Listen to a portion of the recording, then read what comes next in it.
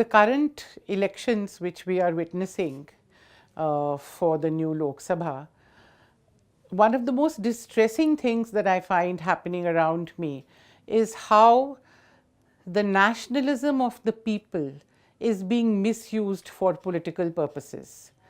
People are being asked to vote on the basis of arousing their nationalist feelings, which are very genuine, but the purpose for which these nationalist feelings are being used is very nefarious.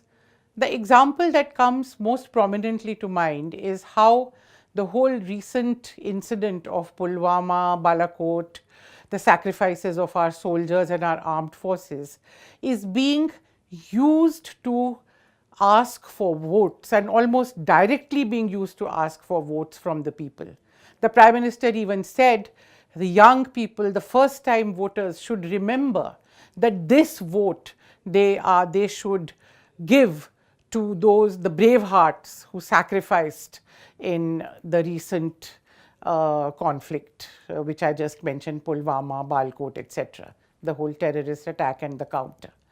Now, I think we need to question the claim of the BJP to be a nationalist organization, because this has been a propaganda which they have been trying to spread from word go, and which, especially when it comes to election time, they bring it forth and try to divert the mind of the people from all the other real issues of their livelihood, of farmers' distress, of unemployment, of Notebandi. There are so many issues which people are raising, but they want to divert it and use the genuine nationalist feelings and pride which people have in their country to actually get votes in their own favor.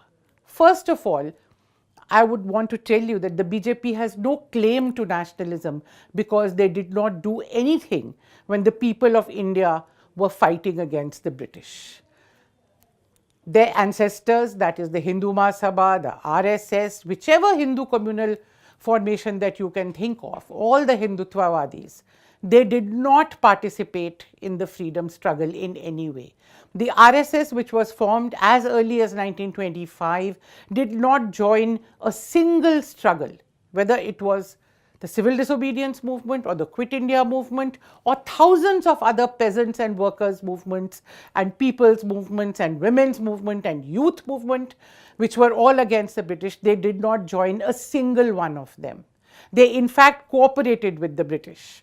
Savarkar even wrote a letter to the Viceroy in 1940, when the whole nation was opposed to Britain having made India an unwilling partner in the war, offering his cooperation. Today, I think we need to remember that these people are not nationalists but communalists.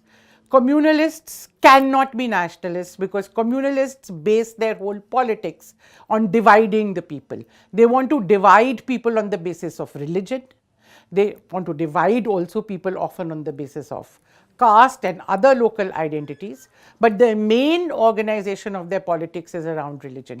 If you want to divide the people and base your whole politics on that, how can you be a nationalist? Because the first principle of nationalism, which every child knows, is that we should be united as a people. We should be one.